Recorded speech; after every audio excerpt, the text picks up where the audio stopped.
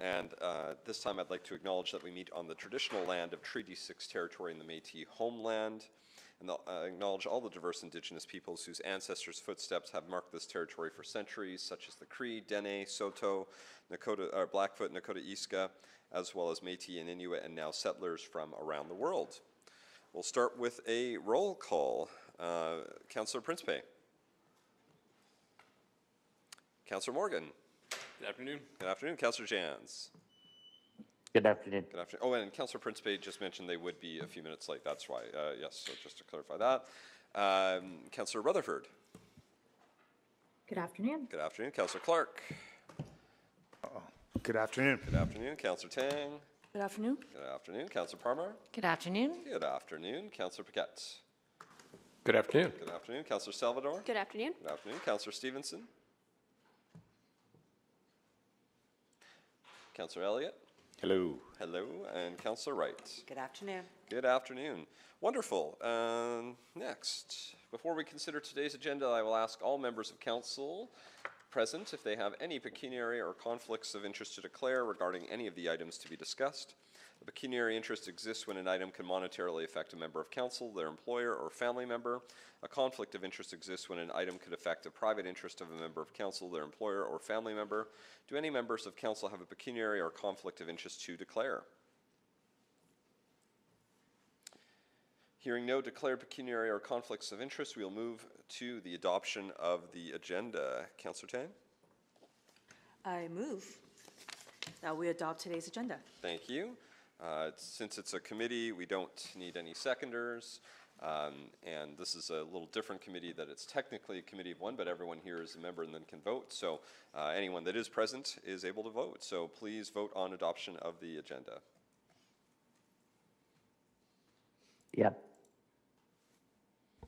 Thank you, Councillor Principe is yes. Thank you, Councillor Principe. Yes, Councillor Rutherford. Yes, thank you, Councillor Rutherford. I'm a yes. Thank you, Councillor Paquette.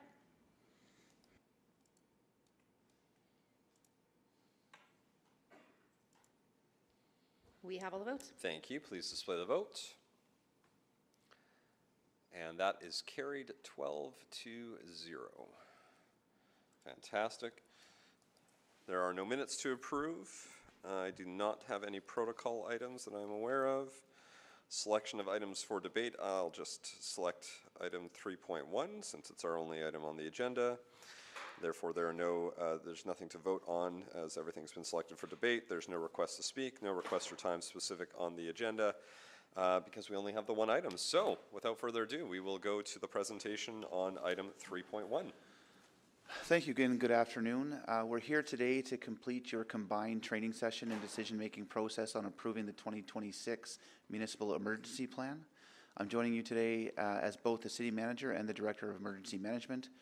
To deliver this presentation, I am joined by Deputy City Manager Jennifer Flaman, Fire Chief David Lazenby, Acting City Solicitor Michael Gunther, and Interim Chief Communications Officer Jennifer Badry. And to help answer questions, we also have the Deputy Fire Chief Graham McAllister, Assistant Deputy Fire Chief Ryan Tanowski, and Emma Chong, our Senior Manager of Emergency Management.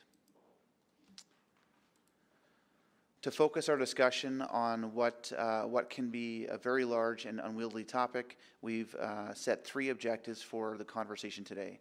We'd like you to have clarity on the legislative context for emergency management. We want to identify the various decision makers and actors involved in emergency management response and recovery. And finally, we need to satisfy our legal requirement to confirm a municipal emergency plan for 2026. Our presentation today will be about 15 to 20 minutes. It is focused on what we believe to be the most critical pieces of information in your first months in the office. However, if there's a governance level topic that you're curious about, we can address that through your questions at the end. With these objectives in mind, I'll turn it over to Acting City Solicitor to begin the legal review. Thanks, Eddie. So what we're going to hear today and what I'm going to be presenting on is just a little bit about the legislative framework. And what I think the theme you're going to hear today is that during an emergency, a municipality has exceptional powers and can do exceptional things, but as you know, when we have the ability to do and the powers to do exceptional things, we have to be intentional about how we do that and prepare in advance for the eventuality if an emergency is to occur. What you'll see on this slide here is the new definition of what an emergency is under the Emergency Management Act in Alberta. And I say new because this wording has actually changed in the last year with the implementation of Bill 49. And you'll see that it refers to a sudden and temporary event that requires the prompt coordination or action or special regulation of persons or property to protect the safety, health, welfare of people, or to limit damage to property or the environment. What has changed is there's now a requirement that in order to invoke these powers, it's a sudden and temporary event. So we're not talking about what are sometimes referred to as the social emergencies, like, for example, a climate emergency or a homelessness emergency, but a natural disaster, a sudden and temporary event. If we could move the slide forward. This slide sets out three very important pieces of legislation that govern the work that both you sitting as council and as the committee are going to need to be aware of, but also those who are involved in the administration of if an emergency were to happen. So you'll see on the left hand of the slide here, it references the Emergency Management Act. And these are my words, but I often say that the Emergency Management Act describes the why and the what of emergency management. And it sets out at a really high level what sort of powers exist for both the Minister of Public Safety and Emergencies, but also for local authorities, which is the term that's used to describe municipalities. The Local Authority Emergency Management Regulation. So this is a regulation under the Act, and it really goes into details about how emergency management takes place. And it prescribes things as specific as the method that an emergency will be managed by a municipality using the ICS framework, for example. There's also, you'll see here, our bylaw, our municipal bylaw, bylaw 19091, that really sets out the who and when. And that delegates and prescribes rules within the city in terms of who and when actions will occur in the case that we have an emergency taking place here in Edmonton. So if we could move the slide forward here, I'm going to just turn it over to Jennifer for a moment to talk about what is referred to as the emergency management cycle. Thanks very much, Mike. So grounded in that legal context, emergency management, whether it's done at the city or any other organization around the world, is a cycle involving four interdependent components. Prevention and mitigation are the first, and those are the actions taken to eliminate or reduce the probability of an emergency or disaster occurring and minimize its potential harmful effects. Second, preparedness.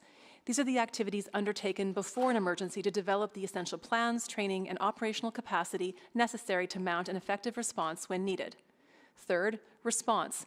These are the actions taken during or immediately after an emergency or disaster to save lives, minimize property damage, and bring the situation under immediate control, often utilizing the extraordinary powers granted by the Act. And finally, fourth, recovery. This is the phase of restoration and reconstruction carried out after an emergency or disaster to return the affected community to a state of normalcy or to a new, safer standard. At the city, our recovery standards would tie closely to the guidance found in the city plan. With the City of Edmonton, there are four entities that collaborate to govern, plan, and operationalize the emergency management program. The employee holding the role of city manager is the Director of Emergency Management. The employees holding the roles of the executive leadership team, the fire chief, the deputy fire chief of community safety and risk, and the chief of police are the Emergency Management Agency. We provide the Director of Emergency Management with the strategic support needed to fulfill the city's emergency management accountabilities. Council, in its role as the Emergency Advisory Committee, guides the Director of Emergency Management and the Emergency Management Agency by approving the municipal emergency plan and performing some specialized decision-making. And finally, the Office of Emergency Management. They provide the operational support to the Director of Emergency Management and the Emergency Management Agency. In more detail, Mike will now walk you through the 3 roles that either council is a part of or will be interacting with directly. Thanks, Jennifer. So on this slide here, we're going to talk about your role, so the Emergency Advisory Committee. And there's a lot of acronyms in the emergency preparedness world, but we often talk about the agency versus the committee. And so one good way to remember it, agency, A, administration, committee, council. So committee is your role, and the committee in the context of an emergency has very specific responsibilities that are set out in law. So the emergency management bylaw outlines the committee's role, and that is to guide and direct the emergency management agency to approve council's emergency management or municipal emergency plan, which is fundamentally most important thing that at the end of the day today, hopefully we will have considered. It is to declare a state of local emergency when needed, and to exercise the powers and duties of council under the Emergency Management Act. One thing that is critical, though, that isn't on this slide is what the role of the committee is not, and that is when we get into the response phase of this emergency preparedness cycle, where we are dealing with an active emergency. We follow the incident command structure, and the committee takes a role that is not the normal role of council, and the agency steps in and will ultimately take responsibility for the response of the emergency. So it's very important that once the response phase is engaged and that a local state of emergency occurs, that everyone moves into the roles that are prescribed, and that the committee carries out their roles but is not ultimately responsible for oversight or for carrying out the actions of the agency or the emergency response itself. Another thing that I'd have you note on this slide, and I understand that a few of you have already ticked this box, but if you have not, there is a minimum training requirement for a local authority elected official to complete your training within 90 days of appointment. So if you haven't done that, put that in your calendar. The final thing I'll just point to you on this slide is that we never hope this to be the case, but if necessary, this is a council committee that can exist with a quorum of 1. So if there is an emergency that is unfolding, we're in a dynamic situation, it simply takes 1 member of the committee. Usually the mayor would be the starting point as the chair, but if the mayor acting alone needs to declare this local state of emergency, the power exists for that to be the case. If we can move the slide over, we'll talk a little bit about what a state of local emergency actually is. So this is declared by the committee, typically at the recommendation of the Director of Emergency Management, who's the city manager here in the city of Edmonton. The time is limited to a period of 7 days or 90 in the case of a pandemic, unless it's terminated earlier by the city or the minister, or it can be renewed in the case of a longer term emergency. Keeping in mind still, though, that an emergency is generally and legislatively required to be something that is of a time-limited duration. The state of local emergency declaration. So it must include which powers, and there's an abundance of powers that are found in both the Municipal Government Act and the Emergency Management Act, which powers the city anticipates needing to exercise. And then that declaration must be published immediately, copy provided to the minister once it has been declared by resolution. Once the state of local emergency is in effect, the city exercises one of the powers that's listed in the Act. It must, as soon as practicable, make that known to the public. And these are, as I mentioned, very significant powers. This powers including commandeering labor. There are the ability to even demolish properties in the case of a wildfire. Very, very significant powers, so not something that's taken lightly. If we can flip the slide over. So this is the sort of a guideline or a snapshot of the director of the emergency management position, and that is in terms of the the structure or the chain of command under the incident command structure, the person who will be the lead, and in this case, and in Edmonton, that's the city manager. Their role is to administer the program through the Office of Emergency Management. They need to use this incident command system structure and to review the city's emergency plan on an annual basis. As you likely are aware, we recently had a full-scale exercise as required by law, to take place at least once every 4 years. And each year there's an obligation to engage in a discussion-based exercise for a possible emergency or disaster scenario. Moving the slide forward to the agency, this is the group of senior administration that in the context of emergency management has very specific roles. So you'll see on this slide those in senior leadership who are part of the agency, and this group receives advisory support from the Office of Emergency Management through the Director of the Emergency Coordination Center and those people who are stationed in that context. I'm going to turn it back over to Jennifer, and I'm going to let her talk a little bit about the Office of Emergency Management. As you're probably getting a flavor, there's lots of roles, responsibility, and really trying to drive to clarity with these different teams and people and roles. So the final team that really does the heavy lifting is the Office of Emergency Management. They are the centralized team executing all provincially mandated functions of emergency management: prevention, mitigation, preparedness, response, and recovery. The office creates, implements, and maintains an all-hazards emergency management program, which is formally documented in the Municipal Emergency Plan. The office regularly conducts training and exercises with both city staff and external partners. It also promotes community resilience through public, personal emergency preparedness initiatives. There are 4 vital functions found within the Office of Emergency Management. First, the Emergency Coordination Center, or ECC, which was formerly known as the Emergency Operations Center, is the designated city facility where personnel from various agencies gather to manage and coordinate efforts during a large-scale disaster or emergency. The ECC leverages the Incident Command System, or ICS, methodology to bring together all of these agencies to achieve common objectives related to protecting people, property, and the environment. The second is the Rapid Emergency Support Terminal, or REST. It is the city's semi-permanent emergency social services reception center. When we experience local or regional temporary displacement as a result of disaster or emergency, REST is stood up to coordinate accommodation and meet the basic needs of displaced people. This is the day-to-day hub for emergency social services, which can be requested by any of our first responder agency partners. Third is the Emergency Social Services Program, which is brought to life by the Emergency Support Response Team.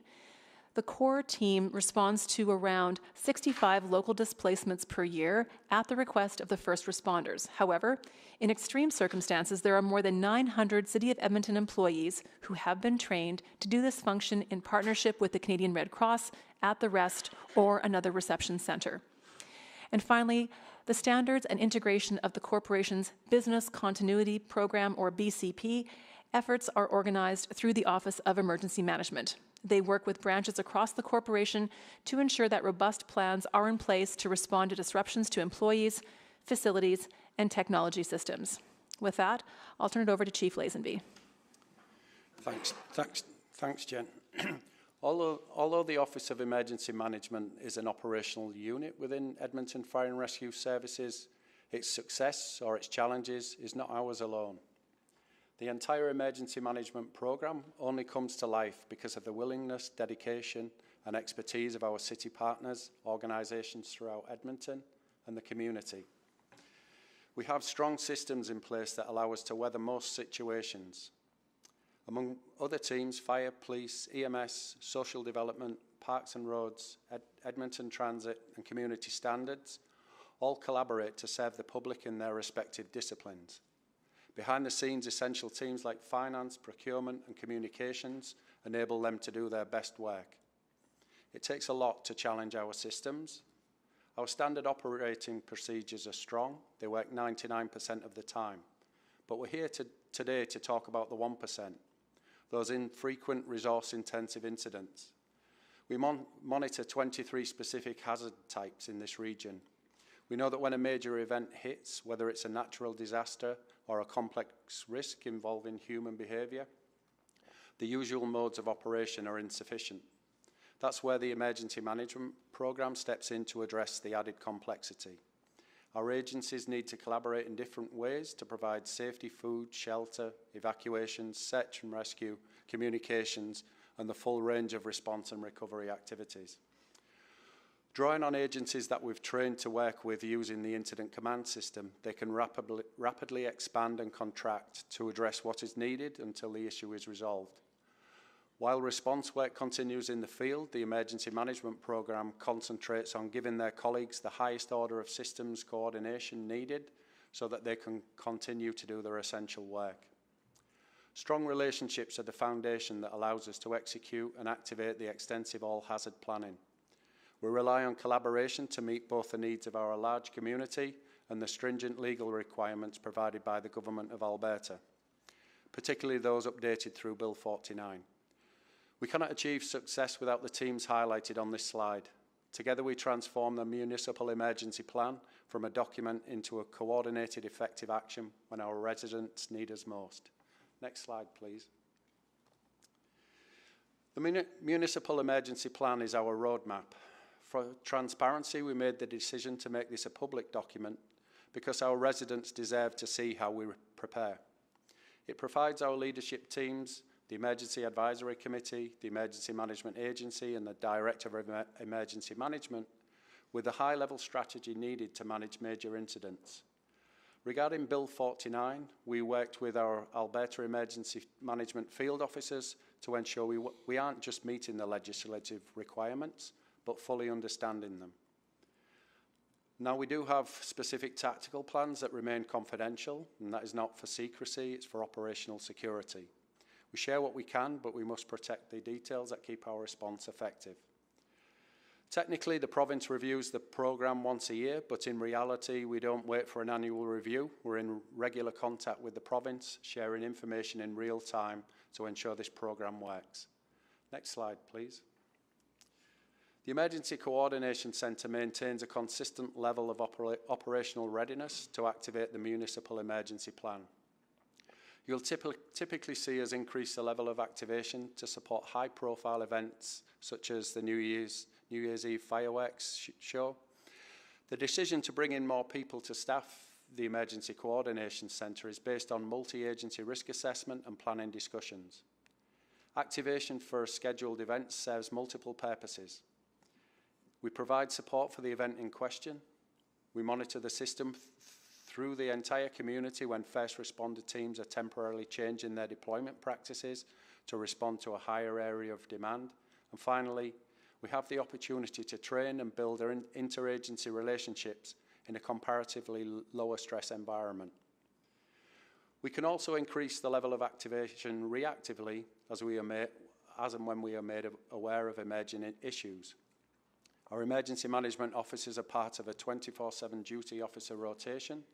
They will gather information and if the situation warrants it, begin their steps to brief up and call in partners for their support. When in doubt, we operate on the principle of standing up the Emergency Coordination Centre. The incident command system allows for a modular structure that can quickly expand and contract. And if the situation is not needing our full support, we can demobilise quickly.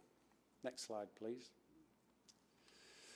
The graphic on this slide maps our immediate reaction to an unscheduled event. As I mentioned, the Emergency Coordination Centre duty officer serves as the initial intake point for all emerging issues. They are the direct point of contact for teams within the city and for duty officers within our partner agencies. They begin to quickly evaluate the issue and then escalate it to the Director of Emergency Management for awareness. The information gathered by the duty officer allows the Director of Emergency Management to determine if and how to involve the Emergency Advisory Committee. Depending on the nature of the issue, we determine the appropriate level of information to provide the Emergency Advisory Committee and whether we recommend declaring a state of local emergency to enhance the response's effectiveness. It's very rare for a state of local emergency to be recommended. We can typically manage most issues simply by increasing the level of activation and staffing for the Emergency Coordination Centre. If we're coming to you with a recommendation to declare a state of local emergency, we're seeking to access functional tool to unlock extraordinary legal powers that a municipality does not possess during normal day-to-day operations. In such moments, we recommend that it is actioned expediently. We would be working to get ahead of the response curve to gain control of the hazard, and we can be available after the declaration is complete and be in action by the agencies in the field to answer more detailed questions should the committee see fit. We recently put our system to practice through a functional full-scale exercise, something that each municipality needs to do every 4 years to fulfil the requirements of the local authority emergency management regulation. This exercise, delivered by the Edmonton Police Service, the University of Alberta and the City of Edmonton, was a high-fidelity exercise designed to strain the system and force the activation of emergency management response protocols. Training at this level is necessary to prepare for the worst of scenarios. I'm incredibly proud of the work that was done and know that the lessons identified are currently being incorporated into updated procedures and processes for the participating agencies. On behalf of the City, I want to thank the Edmonton Police Service, the University of Alberta, and our other partners for the year of planning that brought this exercise to fruition. I also want to thank the Emergency Management Agency for their participation in the exercise, as well as their evaluation to ensure that we were able to achieve our legal requirements. And I'll now ask Jen Badry to explain how we keep Edmontonians informed in disaster and emergency contexts. Thank you, Chief. As Interim Chief Communications Officer, I'm accountable for the corporation's crisis communications plan and the overall function of crisis communications. During routine operations, my office maintains readiness of the plan, including setting strategies and standards and building competencies in communication staff across the organization so they are prepared to be reassigned to support a coordinated response. The crisis communications plan is comprehensive and provides as much certainty as possible in times of emergency. Our main communication priority is to share information to protect the safety, health, and welfare of people through the dissemination of timely and accurate information, and to mitigate any impacts to the city's reputation. Crisis communications requires a disciplined response to messaging. During a crisis, you'll be looking for information and ways to support. Communications will not come directly from my office, but through the ECC. However, our plan has strategies to keep you informed and included. You'll be notified of significant emergencies and receive key updates as incidents progress. You may also receive messaging or content alongside an ask to help us get information to the community. Our plan also includes on-site visits when operationally feasible and safe to do so. The most critical ask of Council is to help us maintain control of messaging. You can best support by directing inquiries to a single source of truth, refraining from speculation, not encouraging or participating in uncoordinated movements such as informal calls for donations or volunteer efforts, and showing patience with information or opportunities that are available and trusting our established plan. The key takeaway is that consistent messaging, amplified by Council, reinforces public trust and confidence in the city's response. And with that, I'll turn things back over to Chief Lazenby.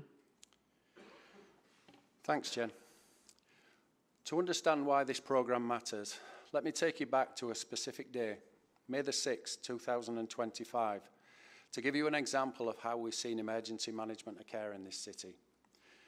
If you look at the yellow dot on the map, on that day, we had proceeded with a scheduled evacuation of a northeast Edmonton neighbourhood to allow police and hazmat teams to evacuate and safely remove potential precursor explosive materials. This operation impacted more than 100 Edmontonians, many of whom had specialised evacuation requirements due to pets, disabilities and other factors. We proactively activated the Emergency Coordination Centre to facilitate a high level of coordination involving Edmonton Fire Rescue Services, the Edmonton Police Service, Canadian Red Cross, Edmonton Transit, Communications and Traffic Operations. Then if you look at the orange dot, while that first operation was live, just 3 blocks away, a 4-alarm apartment fire broke out. This fire immediately displaced almost 300 Edmontonians, some of whom were extremely new residents, having just arrived in Canada days prior. Arranging accommodation for the planned evacuation now necessitated a second wave of emergency social services and transportation, placing a simultaneous burden on our resources. Edmonton Transit brought these displaced people to the Rapid Emergency Support Terminal, where the Emergency Support Response Team and the Red Cross worked to identify hotel placements. Activating tenant insurance for these residents was delayed due to language and communication barriers, and the relocation operation lasted much longer than the immediate response observed by the public.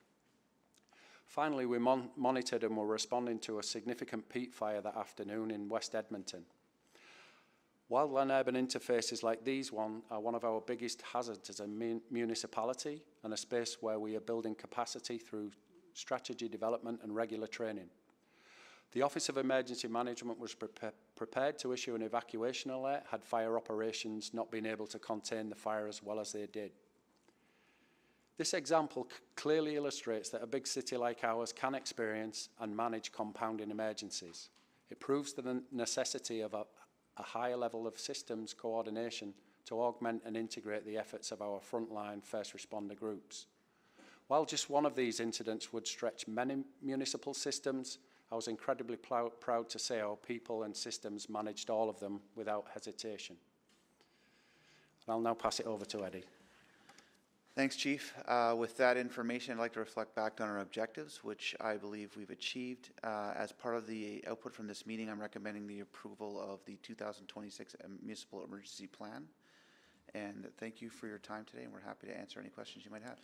Thank you very much for the presentation, and we'll go to the board to see if folks have any questions. I think I heard at least one person had questions. Everyone can click on now, I believe. The board should be open.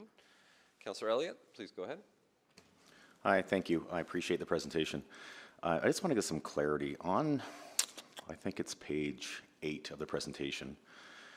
It states in the brackets, unless terminated earlier by the city or minister. I just want to get some clarity on something different. What would happen if the city declared an emergency and the minister actually stepped in and said, no, we disagree? So, or vice versa.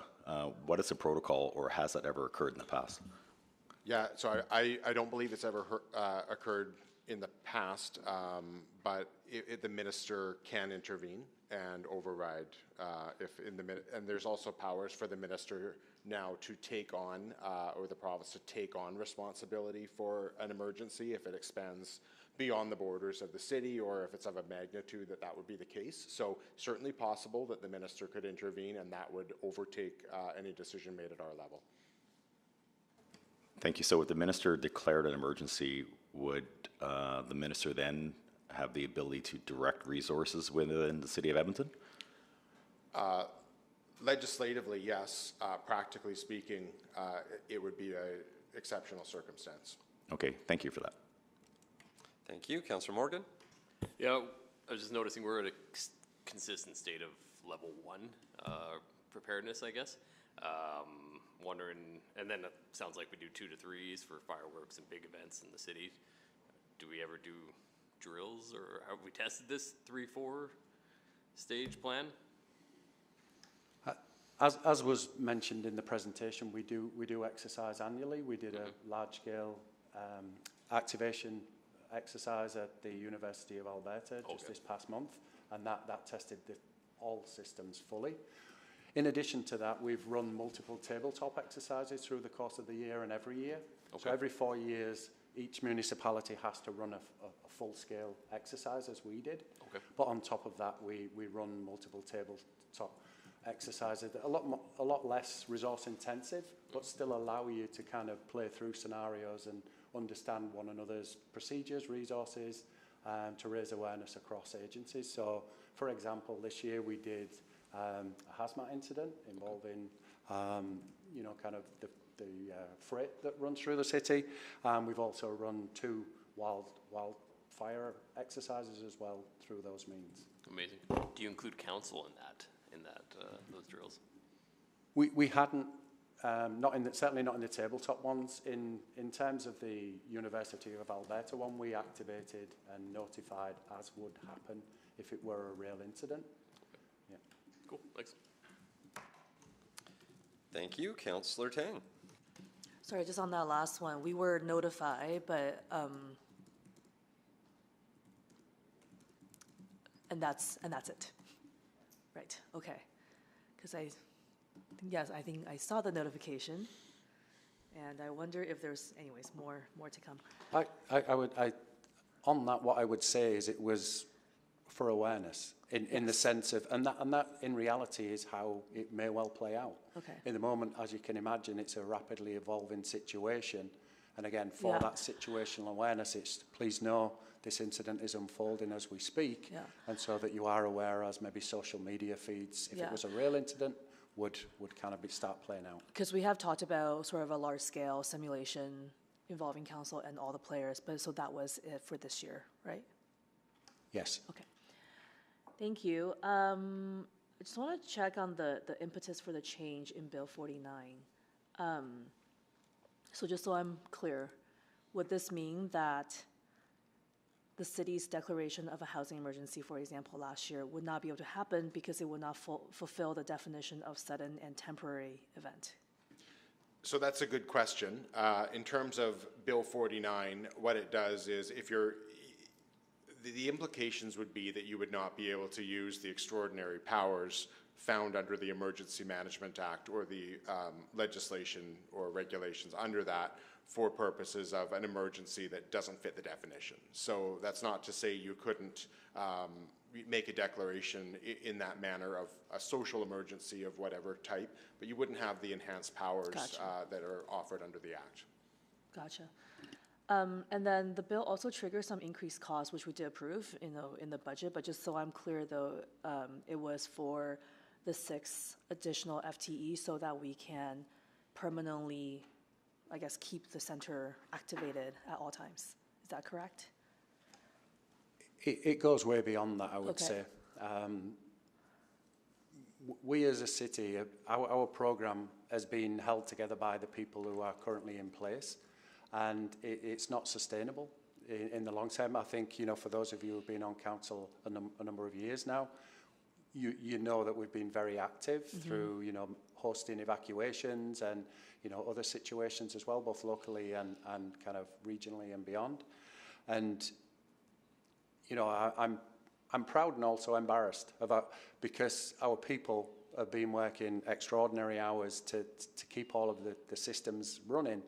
And, I think I'm somebody that cares about my people, and we've allowed that to happen. So I thank you for the support that you've provided us in augmenting the programme to allow extra capacity, both to run in a reactive mode, but also be proactive and kind of embrace the requirements of Bill 49 from a planning perspective and stuff like that, which we wholeheartely agree with. Yep. A lot of the legislative changes have come about because of municipal experiences, and it's to ensure that all municipalities can manage large-scale situations, and having that extra capacity will allow us to do that. Okay. I think for perspective as well, to understand, with the additional people in place, we will be about half the size of our main comparator, and we're fine with that. But I just want you to understand, to give you some context, that the ask wasn't to create an oversized team. It's what we feel is appropriate to do the job justice. And the main comparator being? Calgary. Calgary, okay. Yeah. I think I just want to understand what's going to be different. So every time that we have to set up a reception center, we're always pulling from positions from different teams and trying to put together a team, but now it will just be more, we have at least a base core to be stabilized. The additional resources are not just for the rest centre for times of evacuation. Yeah, that's just one example, Yeah, I mean, we have people on call 24/7. Okay. And we've had to place that burden on a very small pool of people, and that will allow us to spread that responsibility across a number of people, develop plans that are required by Bill 49, continually reflect on the hazard and identification and risk assessment process. 23 hazards are identified in Bill 49, so making sure that we have the appropriate plans in place, as well as respond to large-scale incidents, be they evacuation or other things. Okay, thank you so much. Thank you. Councillor Parmer. Thank you for the presentation and just being on the other side of this table before. I just wanted to say I've seen this in action and in multiple times, and I very much appreciated it. So it's nice to be on this side now to ask some questions. Just with emergencies, we know it's just really not about if, but when. And so as we see more and more emergencies, I wanted to understand what was the use, or if there would be more use of AI in some of these, the planning of emergencies, just in terms of moving people, in terms of where people should be, in terms of being part of, I think we're part of a regional team with Run With It Synthetics as well, and have looked at some emergency planning there. So just any comments there? I would say we haven't utilised AI in that capacity yet. We're aware of that organisation that you referenced, and we flagged it for the team to kind of follow up on and just see where the possibilities lie there. I think, speaking personally, and I think, collectively, we're in the early stages of understanding quite where AI can take this, both in terms of day-to-day incidents, we're looking at it from that point of view, as well as larger scale incidents as well. And I think it would be remiss of us not to look at it and embrace it, because I think it does have great potential. I know 1 or 2 police services have brought it in their dispatch to kind of start to process non-emergency calls. So we're starting to see it enter formally into the public safety space, but it's very much in its infancy right now. Okay, thank you, Chief. Can we talk about SEMA? Because I'd love to understand your thoughts around how Calgary has their emergency management agencies, group, and how we do it in Edmonton. And if you have any thoughts just in terms of comparisons between, what maybe you would need, or if that's the structure that you, if this is the structure in Edmonton that would be the most ideal structure. I would say I'm very comfortable with our setup. We all have different strengths and kind of, I think the thing for me, and I sit here having worked in multiple municipalities, different provinces, different countries, and I think the thing that sets us apart, and it's our secret sauce, is irrespective of formal setup, it's the mindset and kind of ease of collaboration. I've never experienced it like anywhere else, and I genuinely mean that. And you will know from your own previous experiences, it's people that make the difference. Enhanced by appropriate systems and processes.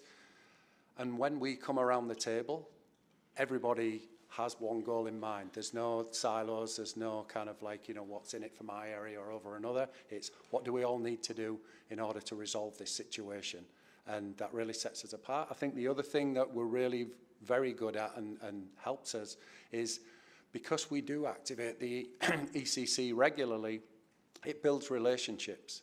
Some people, and I've seen it in other municipalities, some people are intimidated by the EOC or the ECC, depending on what they call it, because they're there so infrequently. And it intimidates them, and rightly so, because they're not used to it.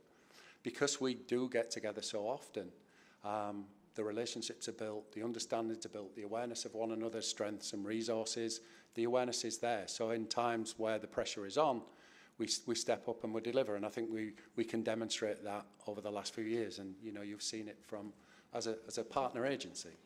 Maybe just to add to that too, I think there's no doubt that the frequency of events is becoming more frequent. And I think we've seen that over the past at least 10 years I've been here in Edmonton.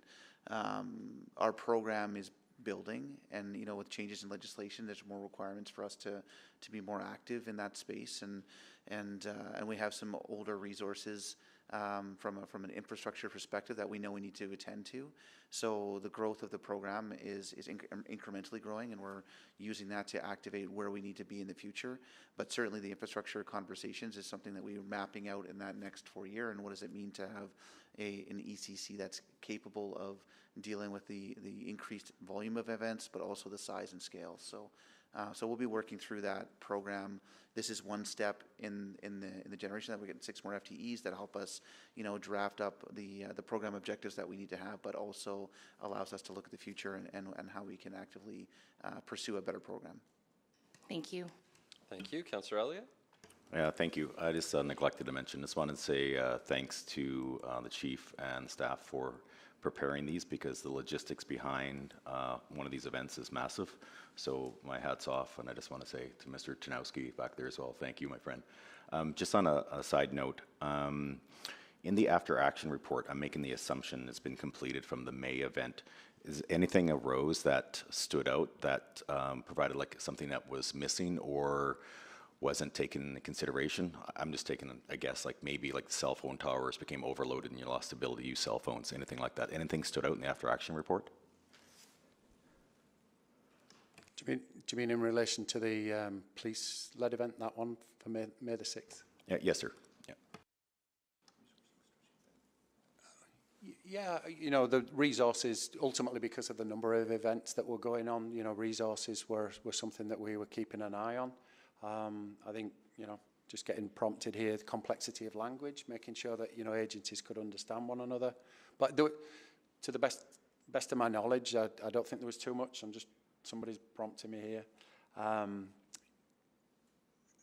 There were some challenges with insurance companies, you know, helping people out, you know, coordinate those types of things. But from a procedural perspective between agencies, I think we work well together. You know, certainly that particular one that you referenced, we knew it was going to happen. We had time to prepare for it. So there was good coordination between EFRS and EPS predominantly and other supporting city branches. Yeah, and Chief McAllister wants to add a few points because he was very involved in this one. No, and thank you very much, Chief. And I think one of the things that really stood out is the number of social agencies that came together, such as Catholic Social Services, working with Red Cross. It really did take a large table to help. These individuals were very vulnerable. To the Chief's point, many had just arrived in Canada not less than 24 hours prior. And speaking with our Red Cross colleagues, they said it was actually one of the most complex incidents they've experienced.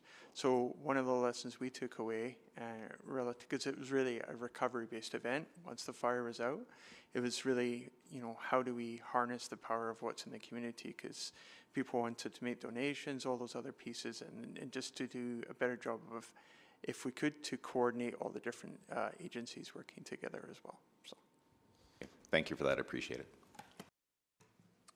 Thank you. Councillor Palmer, did you want to move the recommendation? Sure, I move that the Municipal Emergency Plan 2026 as set out in Attachment 1 of the December 12th, 2025 Community Services Report C603182 be approved. Thank you. Anyone wishing to speak to it? Take a moment to see if anyone wants to. Not seeing any. Councillor Palmer to close? Nothing further. Please vote. Councillor Prince Pay is yes. Councillor Stevenson is yes. Thank you, Councillor. Yes. Thank you, Councillor Jansen. Yes. Thank you, Councillor Rutherford. We have all the votes. Thank you. Please display the vote. That is carried 13-0. Since this is an emergency advisory committee meeting, there's no notices of motion, no private reports. We are adjourned at 2:18 p.m. Thank you, everyone, for all the great work on this plan and for today's meeting.